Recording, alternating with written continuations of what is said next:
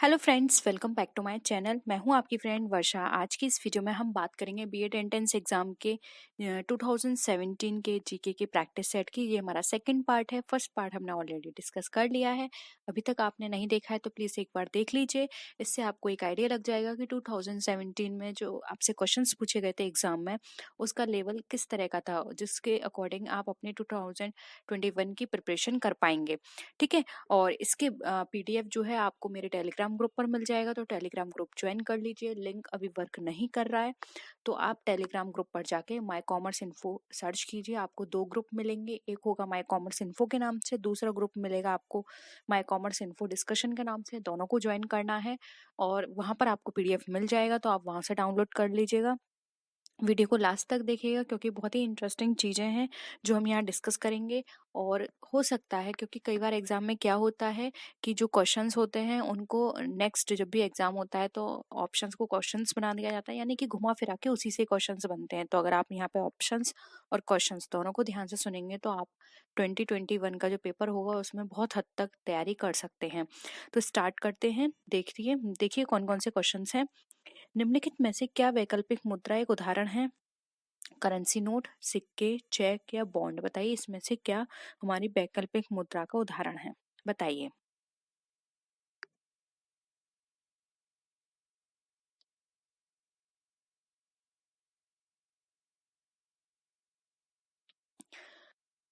आपको पता होगा वैकल्पिक मुद्रा क्या होती है। देखिए हमारी मुद्रा को दो पार्ट में डिवाइड किया गया है। एक होता है हमारा कानूनी निविदा और दूसरा होता है हमारा वैकल्पिक मुद्रा। कानूनी निविदा वो होता है जो कानून द्वारा स्वीकृत है, यानी कि वो हमें लेने ही है। वैकल्पिक मुद्रा वो होती है जिसके लिए हम लीगली बाउंड नहीं है। अगर हम चाहें तो वो हम उसको स्वीकार करेंगे, यानी एक्सेप्ट करेंगे। और अगर हम नहीं चाहते कि उसमें हम पेमेंट लें तो हम उसको, जरूरी नहीं है कि हम उसको एज अ अपनी मर्जी के खिलाफ उसको एक्सेप्ट करें। ठीक है। तो वैकल्पिक मुद्रा है।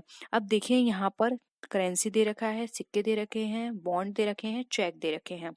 तो देखिए इसका जो राइट आंसर हो जाएगा वो हो जाएगा सी, चेक। चेक हमारा वैकल्पिक मुद्रा है। जरूरी नहीं है कि हम चेक में एक्सेप्ट करें, लेकिन करेंसी नोट, सिक्के यहाँ पर एक्सेप्ट करना जरूरी होता है। सिक्के के लिए भी एक लिमिट है, उस लिमिट तक आपको एक्सेप्ट करना ही होगा। ठीक है। नेक्स्ट है गोल्डन हैंडशेक स्कीम का संबंध है विदेशी कंपनियों को बुलाने से, लोक उद्यमों में निजी निवेश से, संयुक्त उद्यमों की स्थापना से या फिर स्वैच्छिक सेवानिवृत्ति से। बताइए।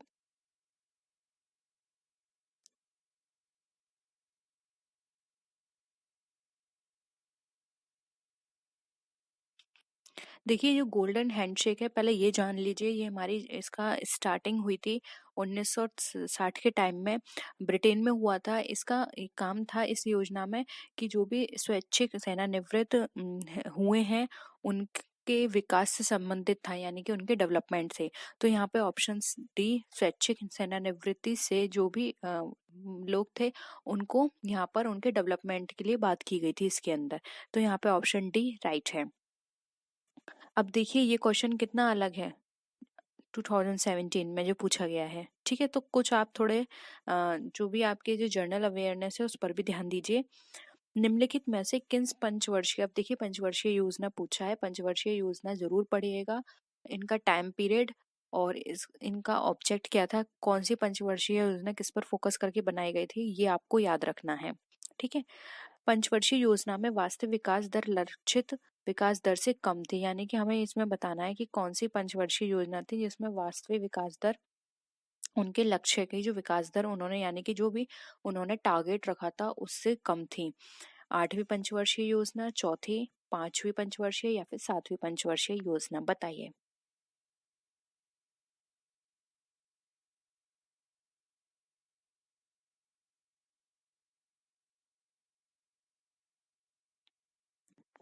देखिए यहाँ पे कम की बात की गई है, तो यहाँ पे जो ऑप्शन होगा बी वो राइट आंसर हो जाए, चौथी पंचवर्षीय योजना, क्योंकि इसमें लक्ष्य रखा गया था 5.7 का और इन्होंने अचीव कितना किया था, मात्र 3.3%, जो कि बहुत कम है।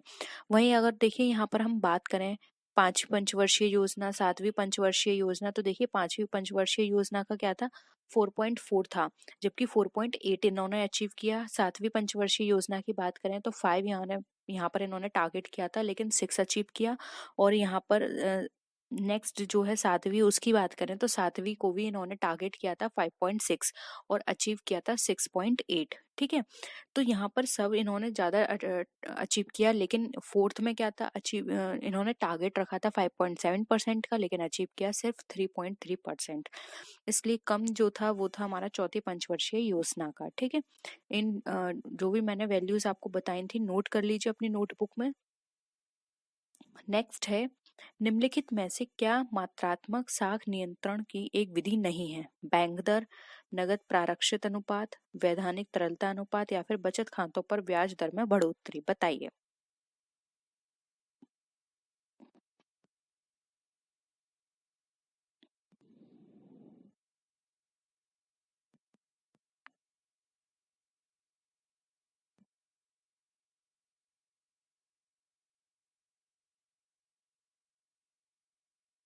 देखिए, यहाँ पे मात्रात्मक साख की एक कौन सी विधि नहीं है, तो वो है यहाँ पर आप खुद बता दीजिए, नहीं तो फिर मैं आपको बताती हूँ। जल्दी आप आंसर करिए। देखिए, यहाँ पर विधि की बात की गई है। जो भी मॉनेटरी हमारी साख होती है उसको नियंत्रण करने की, यानी कि जो मॉनेटरी एस्पेक्ट हैं उनको हम किस तरह से कंट्रोल करें, तो वो बैंक दर से कंट्रोल किया जा सकता है, नगद प्रारक्षित करके, वैधानिक तरलता के साथ। लेकिन बचत पर हम ब्याज दर में बढ़ोतरी करते हैं तो इससे वो कंट्रोल नहीं होगा, इससे क्या होगा बल्कि और बढ़ जाएगा। तो यहाँ पर विधि नहीं है, कौन सी? ऑप्शन डी यहाँ पे राइट आंसर है, बचत खातों पे ब्याज दर में बढ़ोतरी। ठीक है, तो होप यहाँ पे ये भी क्वेश्चन आपको क्लियर हुआ है। नेक्स्ट आते हैं, तरलता अधिमान क्या होता है? ऑप्शंस हैं, परिसंपत्तियों को नकदी में रखने की इच्छा, बंध पत्रों प्रतिभूतियों को रखने की इच्छा, बैंक जमा रखने की इच्छा या फिर संपत्ति रखने की इच्छा। बताइए तरलता अधिमान क्या होता है?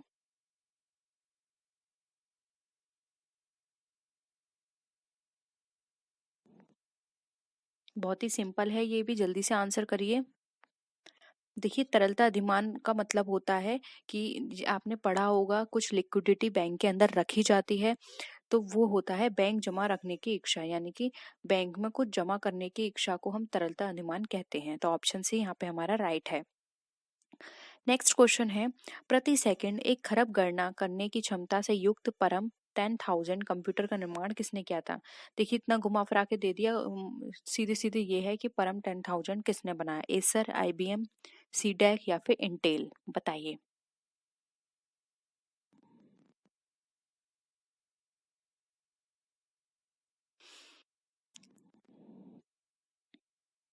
देखिए, 28 मार्च 1998 को सीडेक के वैज्ञानिकों ने 1 खरब की गणना करने की क्षमता वाले एक कंप्यूटर का निर्माण किया था जिसको परम 10,000 कहते हैं। और इसका विकास का जो मुख्य श्रेय जाता है, आप इनके निदेशक पढ़ लीजिए, उस समय उनके निदेशक कौन थे, तो वो थे डॉक्टर विजय पी भास्कर। उनको जाता है पूरा श्रेय। और किसने किया निर्माण, तो वो किया था सीडेक ने। तो ऑप्शन सी यहाँ पे हमारा राइट है। नेक्स्ट आइए, अब यहाँ पर आपको बताना है डीटीपी को विस्तार करें, यानी कि विस्तार करें का मतलब है इनकी फुल फॉर्म बतानी है। तो बताइए डीटीपी की फुल फॉर्म क्या है? डेस्कटॉप पब्लिशिंग, डेलीटॉप पब्लिशिंग, डिस्कटॉप पब्लिशिंग या फिर डेवलपमेंट ऑफ पब्लिशिंग। बताइए। आपने बहुत बार ये सुना होगा डीटीपी। देखिए, इसका जो राइट आंसर है या इसकी जो फुल फॉर्म है वो है डेस्कटॉप पब्लिशिंग। तो ऑप्शन यहाँ पर क्या हो जाएगा? ए राइट आंसर हो जाएगा। ठीक है, नेक्स्ट है, गुट निरपेक्षता से तात्पर्य है अपनी नीति को चुनना, शक्ति पुंजों से तटस्थता, विश्व में शांति एवं एकता लाना या फिर तृतीय विश्व की शक्ति होना। बताइए गुट निरपेक्षता का क्या कार्य है या क्या मतलब है?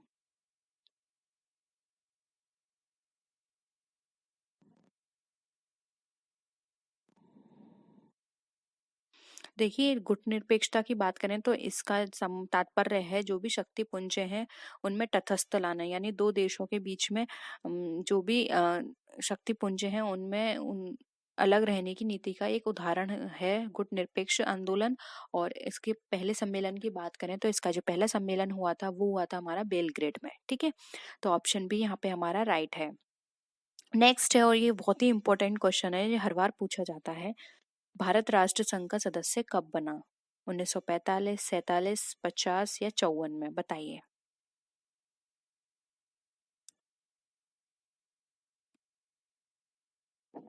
देखिए इसका राइट आंसर है 1945। भारत जो है राष्ट्र संघ के संस्थापक सदस्य देशों से था और भारत वर्ष 1945 में इसका राष्ट्र संघ बना था। और इसके 2 साल बाद जबकि इसके 2 साल बाद 1947 में भारत आजाद हुआ था। यानी कि आप ऐसे याद रखिए, अपनी आजादी से 2 साल पहले इसका सदस्य बन चुका था। ठीक है। और इस या फिर ऐसे ये भी याद कर सकते हैं कि ये 45 में हुआ था और इसके 2 साल बाद हमारा देश आजाद हो गया था। ठीक है। नेक्स्ट देखिए, संयुक्त राष्ट्र संघ की महासभा के अनुसार किस तिथि को अंतर्राष्ट्रीय शांति दिवस मनाया जाता है? 1 सितंबर, 14 सितंबर, 21 सितंबर या फिर 30 सितंबर? याद रखिएगा, यहाँ पे अंतर्राष्ट्रीय शांति दिवस पूछा गया है।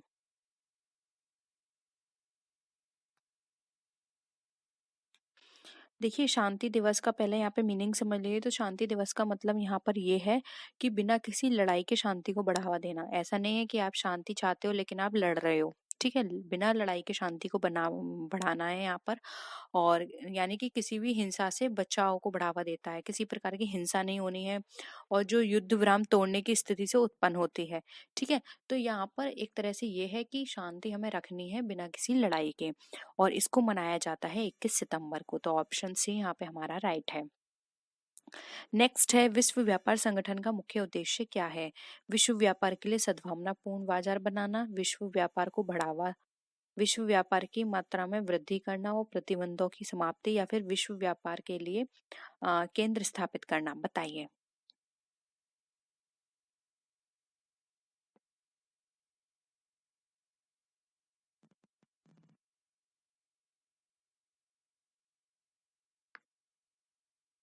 देखिए विश्व व्यापार संगठन का मुख्य उद्देश्य यही है कि जो भी विश्व व्यापार हो रहा है उसको बढ़ावा देना और जो जो भी इनमें रिस्ट्रिक्शंस यानी प्रतिबंध लगे हुए हैं उनको समाप्त करना। यानी कि उनको पूरी तरह से स्वतंत्रता देना कि कोई भी देश किसी भी देश से व्यापार कर सकता है।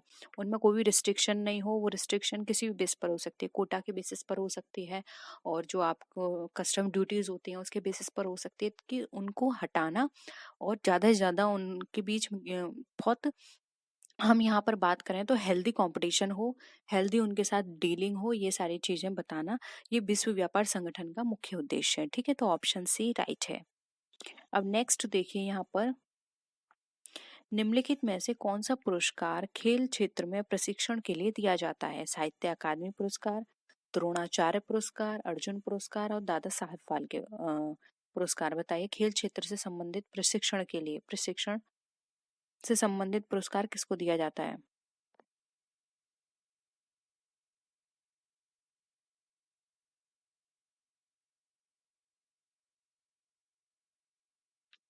देखिए प्रशिक्षण के लिए दिया जा रहा है, तो प्रशिक्षण कौन देता है? टीचर यानी कि गुरु। तो ये दिया जाता है द्रोणाचार्य पुरस्कार। और इसके अंदर धनराशि भी है, वो है 3 लाख। और द्रोणाचार्य की एक कांस्य की मूर्ति ये दी जाती है, यानी 3 लाख रुपए और द्रोणाचार्य जी की कांस्य की एक मूर्ति दी जाती है। और ये किसको दिया जाता है? जो भी गुरु टीचर है उसको दिया जाता है।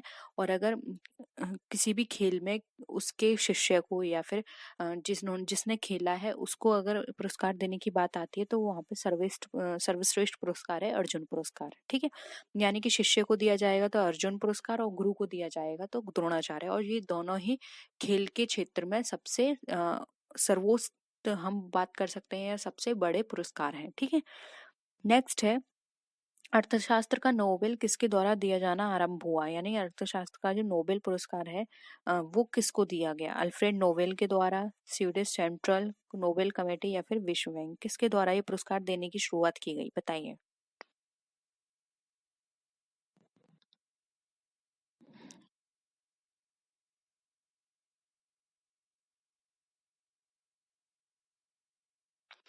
देखिए अगर हम यहाँ पर अर्थशास्त्र के नोबेल पुरस्कार की बात करें तो ये प्रारंभ किया गया था 1930 में। वो सॉरी वो जो हमारा सेंट्रल बैंक था, स्वीडन सेंट्रल बैंक, उसके द्वारा उसकी 300वीं वर्षगांठ मनाई गई थी 1966 में। ठीक है। तब से ये शुरू हुआ था। उसके बाद से ये हर वर्ष नोबेल पुरस्कार अर्थशास्त्र के क्षेत्र में दिया जाता है।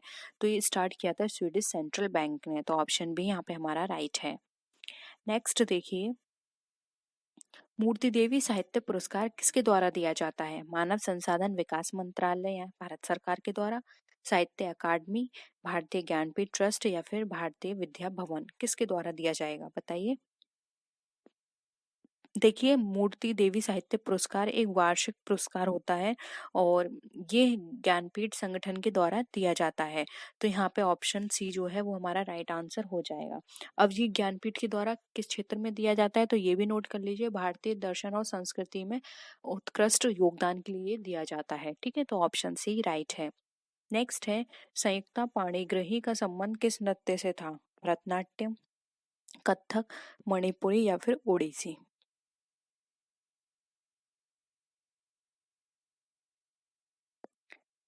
बताइए। देखिए, यहाँ पर संयुक्ता पाणिग्रही की बात करें तो ये एक ओडिसी नर्तकी थी और इनको 1975 में पद्मश्री से सम्मानित भी किया गया था। इनको वर्ष 1976 का संगीत नाटक अकादमी पुरस्कार भी दिया गया था। तो ये भी पूछा जा सकता है एग्जाम में, तो आप नोट कर लीजिए। और ये क्या थी? एक ओडिसी नृत्य थी। तो ऑप्शन डी यहाँ पे ओडिसी ना राइट आंसर हो जाएगा। नेक्स्ट क्वेश्चन है, विश्व के विश्व के 7 प्रमुख सागरों को पार करने वाली प्रथम महिला कौन थी? चांदनी, बूला चौधरी, मृदुला राजीव या फिर प्रिया संभाग? बताइए।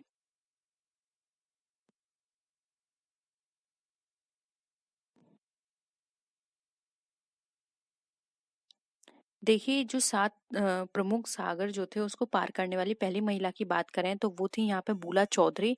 इन्होंने ये पूर्व राष्ट्रीय तैराकी विजेता महिला भी थी। ये पहली ऐसी महिला थी जिन्होंने विश्व के 7 सागर को पार कर किया था। इन्होंने इंग्लिश चैनल 2 बार वर्ष 1989 में और 1999 में पार किया था। ठीक है, इंग्लिश चैनल 2 बार। ठीक है, तो ऑप्शन बी यहाँ पे बूला चौधरी राइट आंसर हो जाएगा। नेक्स्ट है, फ्री थ्रो का संबंध किससे है? वॉलीबॉल, बास्केटबॉल, बैडमिंटन या क्रिकेट? आपने खेला होगा ये गेम फ्री थ्रो, बताइए किससे संबंधित है। देखिए, फ्री थ्रो की बात करें तो ये हमारा बास्केटबॉल से संबंधित होता है। ठीक है, फ्री थ्रो हो गया, एक प्रतिबंध क्षेत्र होता है जिस कोर्ट में फ्री थ्रो और कॉल शॉट पॉइंट एक इस तरह के माध्यम होते हैं। मतलब एक खेलने की तरीका होता है। इसमें अपील विरोधी टीम के द्वारा की जाती है अगर फ्री थ्रो खेलते हैं तो। ठीक है, तो ऑप्शन बी यहाँ पे हमारा राइट आंसर है। नेक्स्ट है, स्पेल ऑन द टाइगर पुस्तक किसके द्वारा लिखी गई थी? जिम कार्वन, वाल्मीकि थापर, सैयद माउंटे गोमरी या फिर अतुल सेठी?